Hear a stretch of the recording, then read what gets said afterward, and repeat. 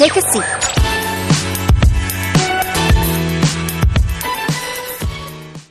All new countries, their people speak multiple languages and dialects because they are mixed populations brought together by the colonial power.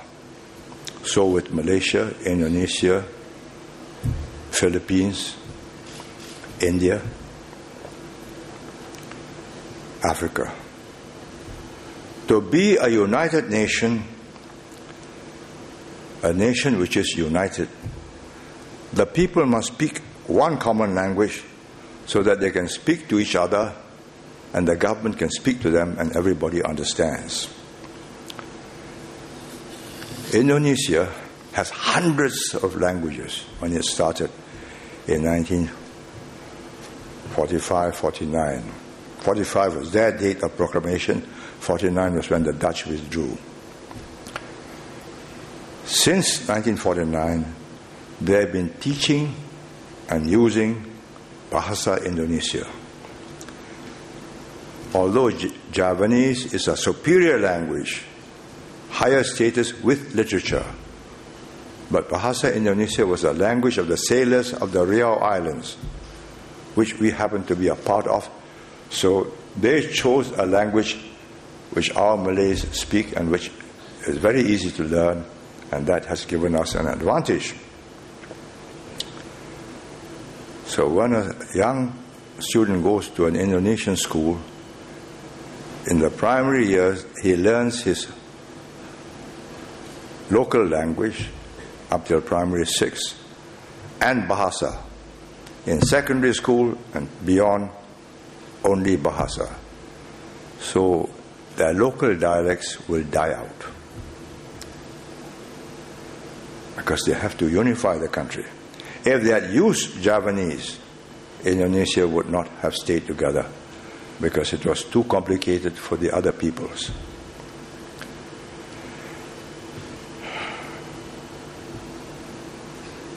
In Sri Lanka, where they had Sinhalese speaking Sinhala, Tamils who speak Tamil, Muslims who speak a version of Arabic.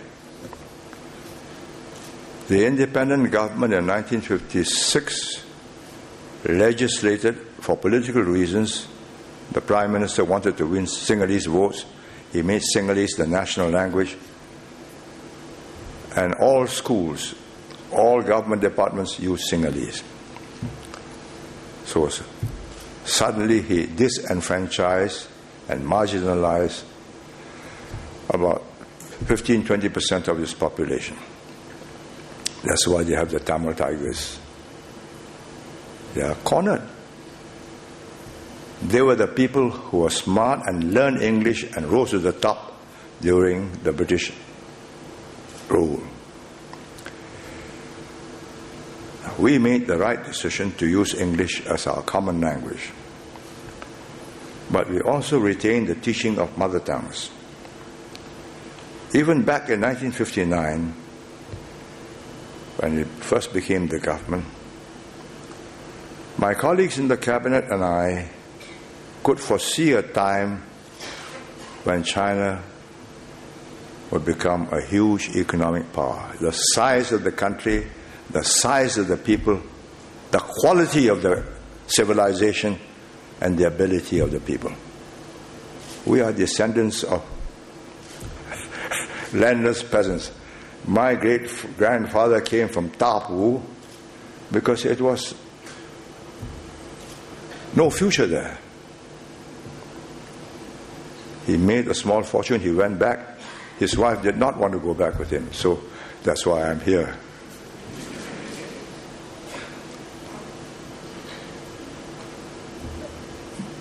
My relatives in Tapu has given me my family tree. Ordinary people. 6 generations up, there was a military secretary in Guangxi.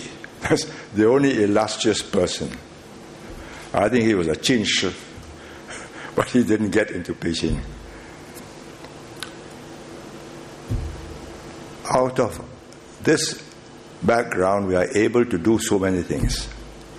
And China has 1,300 million people, poets, writers, scholars, artists, choreographers, dancers.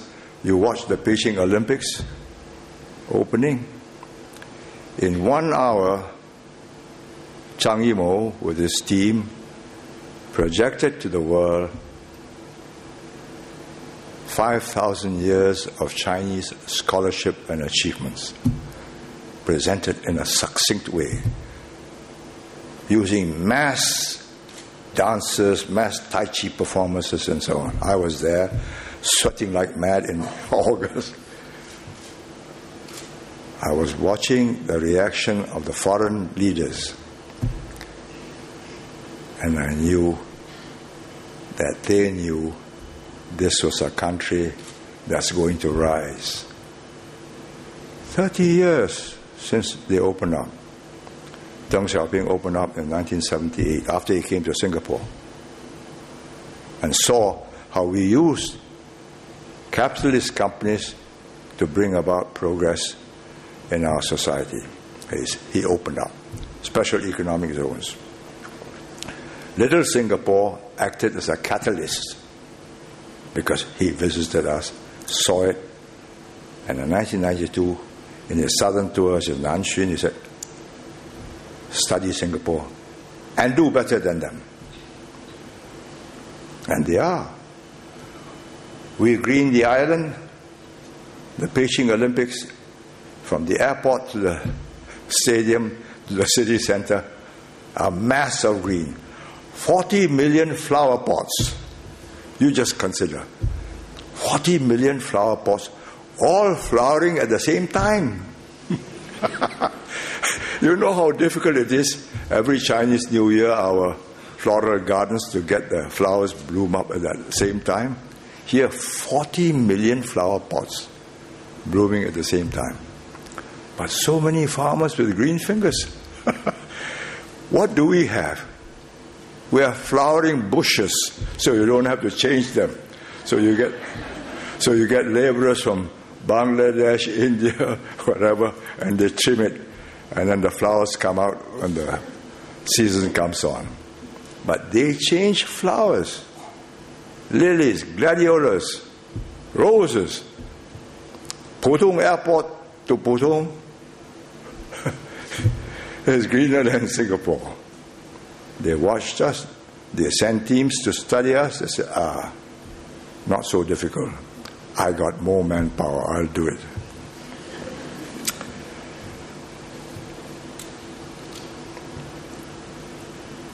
Our choice of English has enabled us to make the fast growth.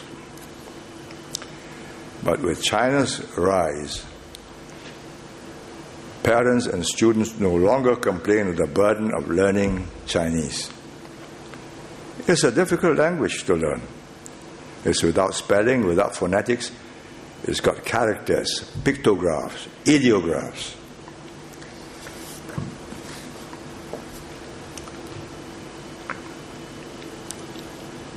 How do we overcome this? Is it easy? No. Can it be done? Yes.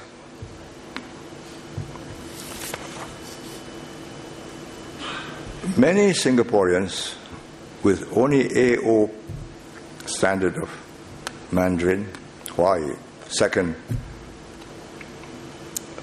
language, with a P4, P5, P6, which means they just scrape through so they can get to university.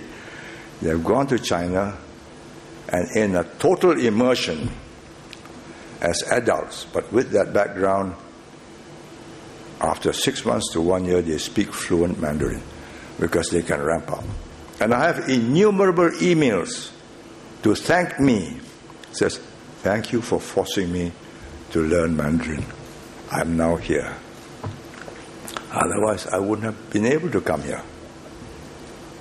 So, what is it we can achieve?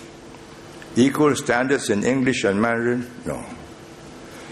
Every person, however good, has one master language. And I've watched Chinese interpreters in English I watch Indonesian interpreters, English Indonesian. I know that their master language is their mother tongue. When you get a Chinese interpreter translating Chinese into English, sometimes she's not as exact. But when she translates English into Chinese, she's exact, because that's her master language. So I was talking to Lim Swee Se, who was sitting next to me as Lin Shaofen was speaking. I said, watch her. In her English, she followed the text. In her Chinese, she looked up. I will do the same. There's no alternative.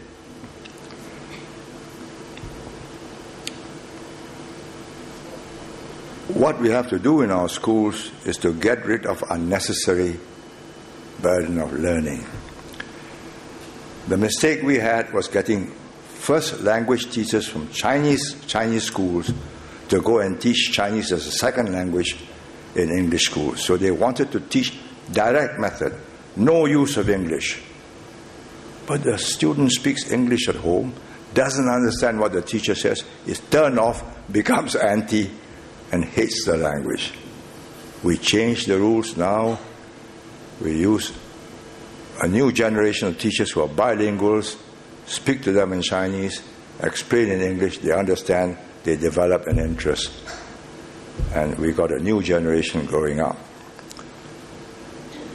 With English still as their master language, but interested in Chinese, listen more to Chinese news program on TV or shows than in English. But read English newspapers because it's easier to read. So we've done surveys after surveys. That is the Singapore situation. Students meet, they talk to each other in the university canteens and poly canteens in Mandarin, but they read in English. So they will forget to read Chinese. So I've told MediaCorp, please put subtitles in Chinese. So whether they like it or not, they'll be reminded. These are the words. These are the characters. Because one day, you have to go to China, or the Chinese will come here to do business, and you must understand their letters.